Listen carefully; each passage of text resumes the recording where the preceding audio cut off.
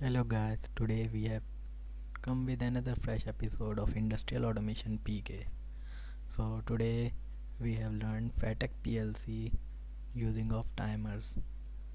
First we have to learn how many total timers in FATEC PLC. There are 0 to 255. That is 256 total timers हमारे पास available होते हैं, ठीक है. सो इनकी range क्या होती है? इनकी रेंज जो है वो इस तरह से डिस्क्राइब है. टाइमर T0 से T49 जो टाइमर है वो 0.01 सेकेंड का है.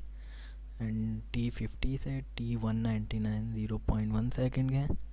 एंड T200 से टू T255 जो है वो 1 सेकेंड के हैं, ठीक है.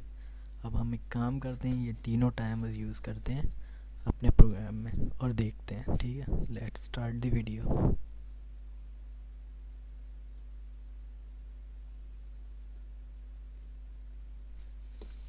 ओके, फर्स्ट ऑफ ऑल ये हमारा विनप्रो लैडर सॉफ्टवेयर है फैटेक का. इसकी बेसिक्स के बारे में मैंने आपको पिछली वीडियो में बताया था. अगर आपने हमारी वीडियो वाली नहीं देखी है तो मैं उसका लिंक दे दूँगा आई कार्ड में, आप वहाँ से जाके इसको वॉच कर सकते हैं, ठीक है.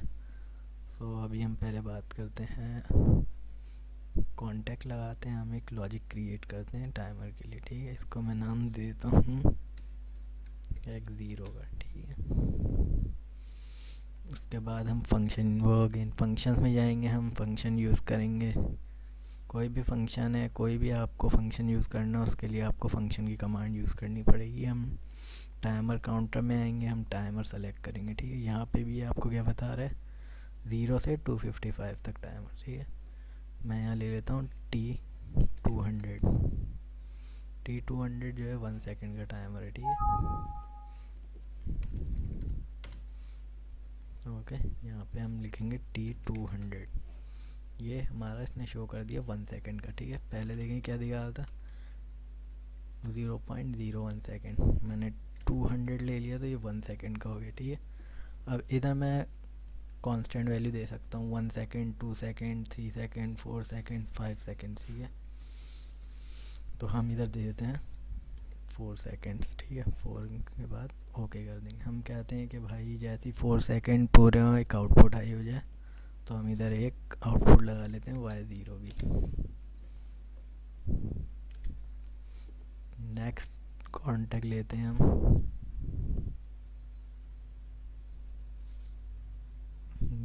X1 से, इसको यूज़ कर लेते हैं समझने के लिए, ठीक है. इसमें अब हम फिर फंक्शन में जाएंगे, सेलेक्ट करेंगे टाइमर सेलेक्ट. तो हम यहाँ से टाइमर लेंगे, इसको हम करेंगे ओके.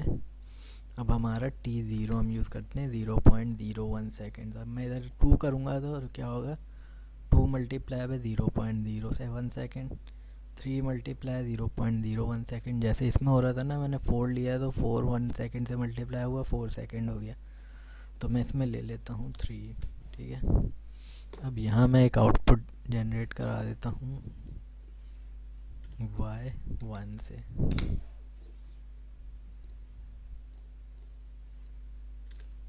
अब एक और नेटवर्क बनाते हैं हम, और एक और कॉन्टैक्ट ओपन ले लेते हैं. इसको हम कहते हैं X0 कॉन्टैक्ट, ठीक है. अब हम फिर फंक्शन में जाते हैं, एक टाइमर लेते हैं, इसको मैं कहता हूँ 2T51. ये 0.1 सेकेंड. अगेन वही, जो भी हम यहाँ वैल्यू देंगे उससे ये मल्टीप्लाई हो जाएगा. मैं इसे 7 कर देता हूँ, 7 मल्टीप्लाई 0.1 सेकेंड.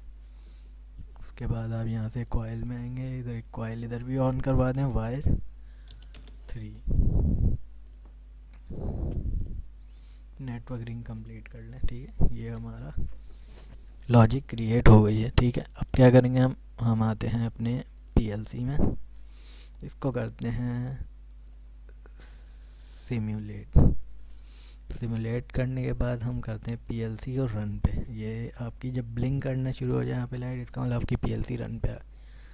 अब जब मैं X0 को ऑन करूँगा 4 सेकंड के बाद Y0 हाई हो जाएगी. ये देखिए मैंने इसे ऑन करी, ये 1 second, 2 second, 3 second, 4 second, high output high हो गई, ठीक है.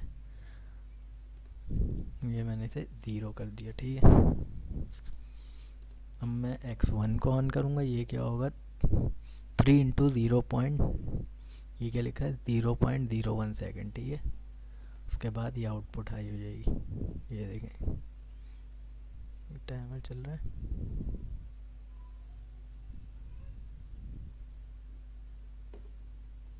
एंड ये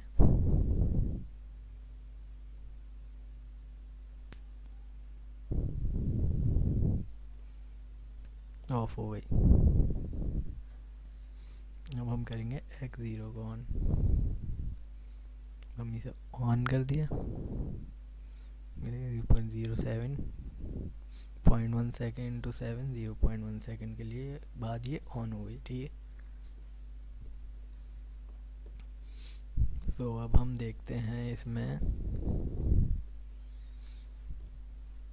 अब हम एक और चीज़ देखते हैं कि अभी तो हमने दी थी कांस्टेंट वैल्यू। अब हम चाहते हैं हमें कांस्टेंट वैल्यू नहीं देना पड़े, हम जो है डायरेक्ट हम जैसे इसको एक HMI स्क्रीन के साथ कनेक्ट कर रहे हैं, तो हमें HMI के थ्रू इसमें टाइमर की वैल्यू देनी पड़ेगी। उसके लिए हमें क्या करना पड़ेगा,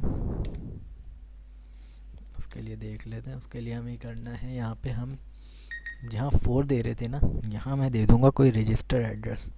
मैं यहाँ दे देता हूँ D0, ठीक है। अच्छा, रिटेंटिव और नॉन रिटेंटिव रजिस्टर्स क्या होते हैं इसके बारे में मैं आपको थोड़ा गाइड कर देता हूँ।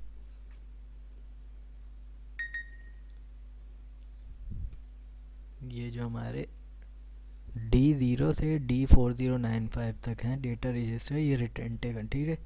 इसी तरह R के रजिस्टर जो हैं वो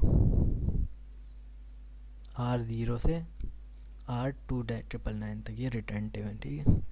मैं D0 यूज़ कर रहा हूँ। D0 का मतलब है कि रिटेंटिव का मतलब ये है कि आपको वो वैल्यू उसके अंदर होल्ड रहेगी, हर दफ़ा वो वैल्यू होल्ड ऐसे नहीं रहेगी एक दफ़ा यूज़ होकर ख़त्म हो गई। मैं इसे D0 दे दिया है। अब मैं इसको यहाँ पे D0 की वैल्यू दे देता हूँ 10। अब ये हो गया 10 सेकंड का टाइमर आपका, ठीक है। समझिए D0 जो आपने वैल्यू दी है ये आपने दी है HMI स्क्रीन से, ठीक है।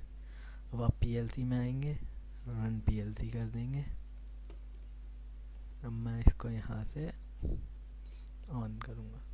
1 2 3 4 5 6 7 8 9 एंड 10 हाई हो गई, ठीक है। अच्छा, ये टाइमर आपका कंटिन्यू आगे चलता रहेगा, लेकिन ये 10 सेकंड के बाद आपकी ऑन हो जाएगी, ठीक है। उसको आपने वापस ऑफ कर दिया, ठीक है। अच्छा, आज तक के लिए यहीं तक था। अगले लेक्चर्स में हम काउंटर्स को देखेंगे, रिटेंटिव काउंटर्स क्या होते हैं, नॉन रिटेंटिव काउंटर्स क्या होते हैं, ठीक है। तो आप हमारे चैनल को सब्सक्राइब कीजिए और इसको लाइक करिए और शेयर कीजिए। शुक्रिया बहुत।